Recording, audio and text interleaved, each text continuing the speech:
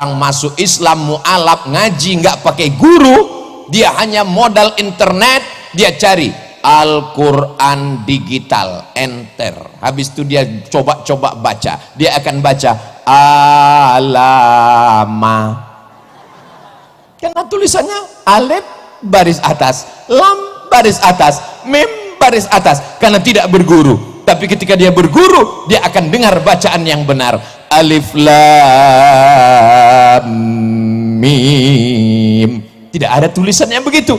Kita berguru kepada guru-guru kita. Itulah makanya disebutkan man la syaikha lahu fasyaitanu syaikhuhu. Siapa yang tidak berguru, maka setanlah gurunya.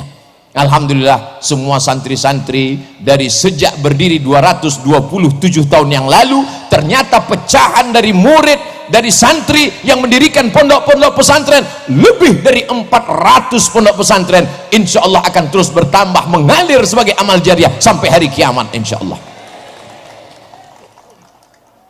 Kita tidak perlu ngaji pada kiai, kita tidak perlu ngaji sama ulama, cukup kembali kepada Al-Quran dan baca hadis Nabi. Berpeganglah kepada dua saja, Quran dan hadis. Oh gitu, iya. Lalu kamu belajar baca Quran sama siapa? Sama guru. Itu kan ulama. Guru saya boleh, guru kamu nggak boleh. Kebetulan kami di Sumatera, cara belajar baca Qurannya, alif di A, alif di bawah I, alif depan U, A, I, U. Sahabat saya di Pulau Jawa, alif fathah A, alif kasroh I, alif dhammah U, A, I, U. Di Madura gimana cara bacanya? Nabi tidak mengatur cara membacanya, terserah pakai ijtihad apa. Dulu pakai qaidah Baghdadiyah, lalu kemudian muncul metode namanya Iqra, muncul lagi metode namanya Qiraati, muncul lagi metode namanya orang dari Batam namanya Pak Hatta, dia buat metode Hattaiyah. Kalau Abdul Somad buat metode Somadiyah. Ini adalah ijtihad untuk memberikan kemudahan-kemudahan. Lalu kalau dikatakan siapa yang membaca Quran dengan metode yang tidak diajarkan Nabi, maka dia sudah melakukan perbuatan bid'ah. Terbantahkan dengan ucapan Sayyidina Umar ibnul Khattab saat melihat orang sholat tarawih dengan imam yang bagus, dengan jamaah yang ramai, dibuat 20 rakaat ditambah 3 witir. Apa kata beliau? Ni'matil bid'atu hadhihi, inilah sebaik-baik bid'ah, karena belum ada dilaksanakan di zaman Rasul, tapi perbuatan ini baik selama sesuai dengan Quran dan sunnah Rasulullah sallallahu alaihi wasallam. Suatu ketika saya sedang menyampaikan tausiah, datang orang ngasih kertas. Ustaz Somad, ini ada pertanyaan. Apa pertanyaannya? Yang ngasih pertanyaan pakai cincin emas. Kita tahu bahwa cincin emas hukumnya haram. Pas ditanya, kenapa kamu ke masjid pakai cincin emas? Saya mengikut perintah Al-Quran. Lama saya termenung, ayat yang mana ini? Dia bacakan ayat, ya ayyuhalladzina amanu, hai orang-orang beriman, khudzu zinatakum inda kulli masjid. Kalau kamu mau ke masjid, pakailah perhiasan-perhiasan. Ini perhiasannya.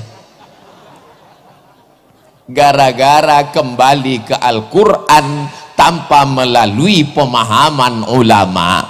Padahal asbabun nuzul ayat itu adalah ketika mereka dulu zaman jahiliyah melaksanakan tawaf di Masjidil Haram, bunyi kalimatnya oryanon talik, mohon maaf. Oryan, mohon maaf, tidak layak di depan kiai, telanjang, tidak pakai pakaian. Sebagaimana lahir tidak membawa dosa dan pakaian, maka tawaf pun tidak pakai pakaian.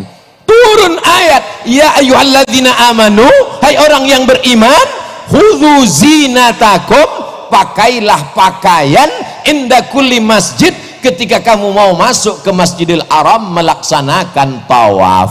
Di mana kami bisa lihat penjelasan itu? Dalam kitab-kitab tafsir. Di antaranya tafsir Imam Abu Ja'far Ibnu Jarir At-Tabari pada abad ketiga. Berarti kitab ini umurnya 1100 tahun yang lalu. Masuk ke kategori kitab kuning? Maka dia kitab kuning walaupun warnanya putih. Jadi kalau ada orang yang mengatakan kita tidak perlu kitab kuning, kita cukup dengan Al-Quran, kalimatul haq urida bihal batil, kalimatnya benar, kita kembali ke Quran, tapi maknanya batil. Kenapa? Orang akan baca Quran sendiri, terjemahkan sendiri, pahami sendiri, nyasar sendiri. Kamu kalau nyasar, nyasar aja sendiri, jangan bawa-bawa orang lain. Betul? Jamaah yang dimuliakan Allah Subhanahu wa ta'ala, ini jamaah ramai luar biasa sampai nggak kelihatan ujungnya di mana. Kalau mau tahu ujungnya di mana, maka nyalakan semua handphone yang ada senternya. Yang nggak punya senter, beli senter, jual handphonenya. Maulaya salli wa sallim daiman abada ala habibika khairil khalqi kullihim Muhammadun sayyidul kaunaini wathaqalain wal fariqaini min arbin wa min ajami. Maulaya salli wa sallim daiman abada ala habibika khairil khalqi kullihim antal bulladhi turja syafa'atuhu likulli hawlim minal ahwali muqtahimi. Maulaya salli wa sallim daiman abada ala habibika khairil khalqi kullihim. Boleh dihidupkan lagi, takutnya nanti pulang miss call masuk baterai habis. Apa tadi yang dibacakan Ustadz Somad itu? Solawat. Solawat dari siapa? Imam Al-Busiri. Dia tinggal di mana? Di sebuah kota bernama kota Alexandria yang didirikan oleh Alexander the Great. Kota itu 200 km dari Kairo. Kalau tidak percaya, ukur sendiri. Anak-anak kita ketika nanti akan pergi ke Makkah melaksanakan tawaf sa'i dan umrah, mudah-mudahan mampir ke Iskandaria berziarah ke makam Imam Al-Busiri. Seorang laki-laki yang tidak berdaya, lumpuh, tidak bisa menulis, tidak bisa berjalan, tidak bisa berbuat apa-apa, tapi dia berusaha keras untuk membuat untayan kata, memaksakan diri dengan ujung jarinya memuji Rasulullah sallallahu alaihi wasallam. Akhirnya dia tulislah syair begitu indah sampai akhirnya dia tertidur lelap karena lelah dan letih. Lalu kemudian dia lihat ada sesosok orang yang begitu ganteng dan sempurna bercahaya membawakan jubah burdah. Maka setelah dia terbangun dan tersadar, sembuh sehat walafiat, maka dia berilah judul syair itu bernama Syair Burdah, karena hadiah dari Rasulullah sallallahu alaihi wasallam. Sembuh dalam keadaan sehat walafiat. Begitu indahnya kisah Al-Burdah, tapi begitu diperlihatkan kepada orang, apa kata mereka? Ini adalah sholawat bid'ah, wa kullu bid'atin dhalalah wa kullu dhalalatin finnar. Karena tidak dibuat oleh Nabi Muhammad sallallahu alaihi wasallam. Kalau tidak dilakukan Nabi, maka berarti perbuatan itu bid'ah. Apakah pernah Nabi membaca Maulaya salli wa sallim? Apakah pernah Nabi membaca salawat burdah? Tidak pernah. Kalau begitu maka perbuatan ini bid'ah, wa kullu bid'atin dhalalah wa kullu dhalalatin finnar. Sorga yang seluas langit dan bumi isinya cuma 3 aja, dia, istrinya, sama mertuanya. Berbahaya kalau kita tidak kembali kepada kitab kuning. Baca Sahih Bukhari, baca syarahnya yang ditulis oleh Al-Hafiz Ibnu Hajar Al-Asqalani, Fathul Bari namanya. Ditambah lagi Imam Al-Qastulani, ditambah lagi Imam Badruddin Al-Aini. Saya baca Sahih Muslim Pak Ustadz, kamu nggak paham, baca syarah penjelasannya, ditulis oleh Imam An-Nawawi dalam kitab Al-Minhaj syarah Sahih Muslim Ibn Al-Hajjaj. Saya baca kitab Muwatta Malik Pak Ustadz, kamu nggak ngerti, nanti kamu akan katakan dalam kitab Muwatta Malik ini hadisnya dhaif semua, sanadnya putus semua, ini balaghat, ini munqati'at, ini maqtu'at. Padahal sesungguhnya sanad-sanadnya sudah disambungkan oleh Imam Ibnu Abdul Bar dalam kitab At-Tamhid lima fil Muwatta minal ma'ani wal asanid. Saya membaca kitab Sunan Tirmidzi Pak Ustadz, baca syarahnya Tuhfatul Ahwadhi. Saya baca Sunan Abi Daud Pak Ustadz, baca syarahnya Aunul Ma'bud dan syarah yang lain.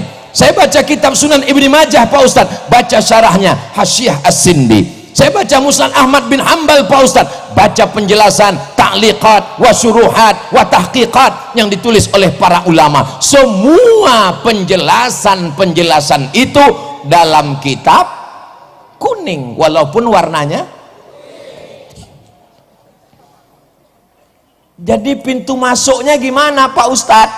Kita masuk hotel, ada kolam renang, ada tempat minum, ada tempat sarapan, ada kamar, ada tempat olahraga, tapi satu kunci pintu masuknya adalah bahasa Arab, dan bahasa Arab kuncinya adalah nahwu, sharaf, balaghah, ma'ani, bayan. Insya Allah itulah yang dipelajari selama 227 tahun, selamat dari perpecahan insya Allah.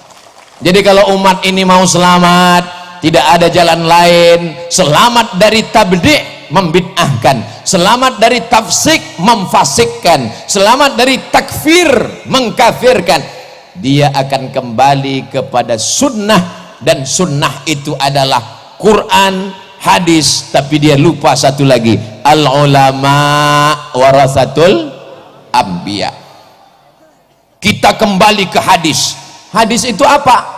Ma udhifa ila Nabi sallallahu alaihi wasallam min qaulin aw fi'lin aw taqririn aw sifati khalqiyatin wa khuluqiyatin min ba'di bi'tsatihi ila wafatihi sallallahu alaihi wasallam. Ucapan, perbuatan, ketetapan, sifat fisik, sifat bawaan sejak dia lahir, diangkat menjadi rasul sampai meninggal menghadap Allah Subhanahu wa taala. Kamu ketemu dengan Nabi? Enggak. Lalu dari mana kamu tahu sunnah? Dari Sahih Bukhari. Sahih Bukhari itu orang? Iya. Ulama? Iya. Kenapa kita ikut ulama tapi katanya langsung ke Quran dan sunnah? Oh iya ya. Imam Bukhari apa ketemu dengan Nabi? Tidak. Imam Bukhari meninggal tahun 256, Nabi meninggal tahun 11. Dari 256 ke 11 banyak.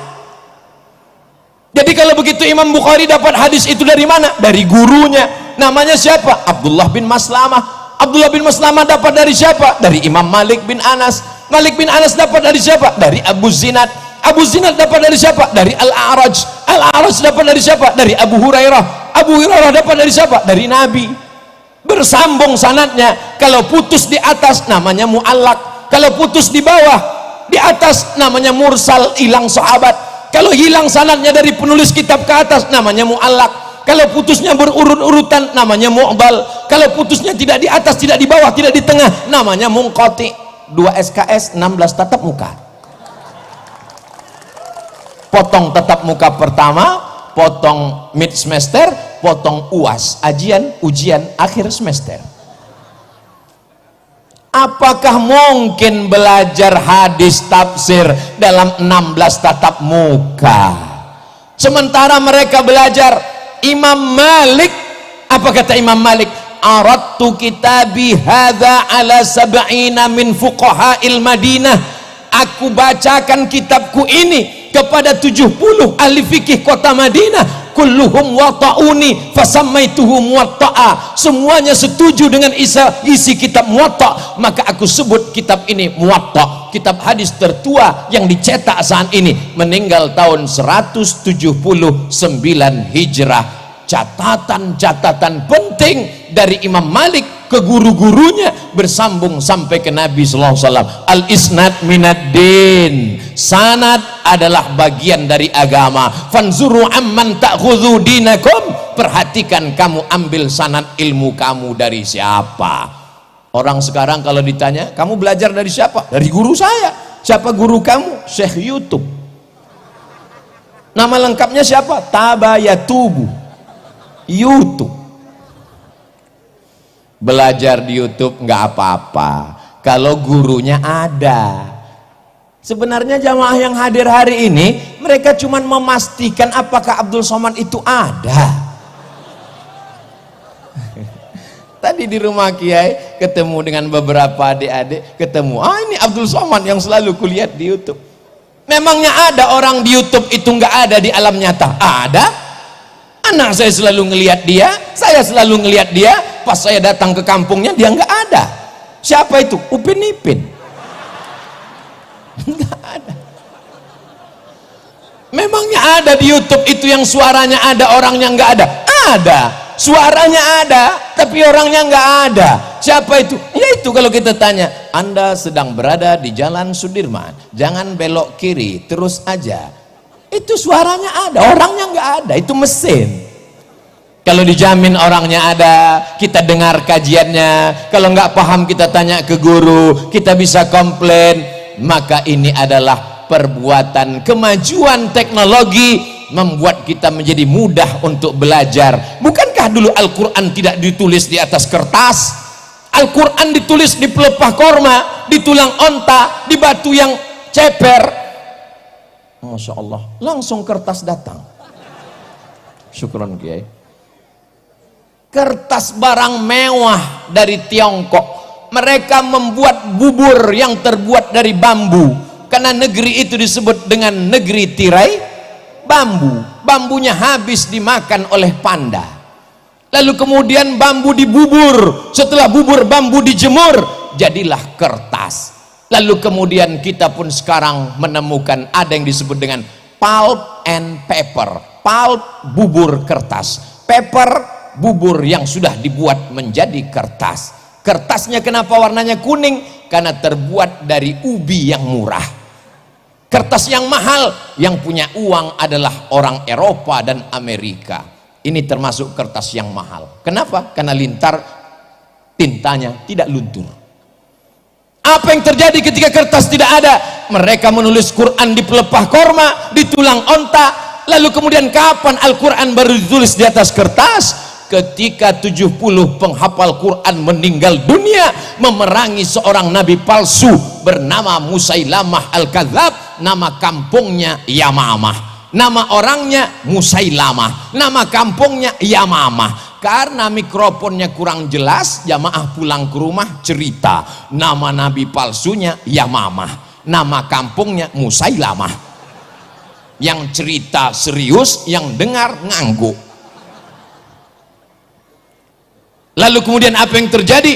Ketika itu Sayyidina Umar Ibnul Khattab mengatakan, wahai khalifata Rasulillah, ini 70 penghafal Quran sudah meninggal dunia. Aku khawatir kalau penghafal Quran ini meninggal, Quran akan hilang. Kalau begitu kita mesti membukukan Al-Quran. Apa kata Abu Bakar Siddiq? Aku takut membukukan Al-Quran karena Nabi tidak pernah melakukannya, Nabi tidak pernah memerintahkannya. Sampai Allah melembutkan hati Abu Bakar Siddiq, akhirnya dia setuju. Karena khawatir Quran akan hilang, maka disusunlah tim penulisan Al-Quran yang diketuai oleh Sayyidina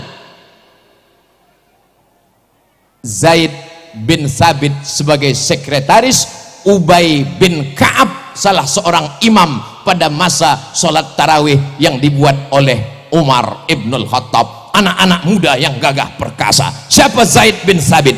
Zaid bin Thabit adalah penterjemah Rasulullah yang berkata, ta'allamtuha wa hadaqtuha.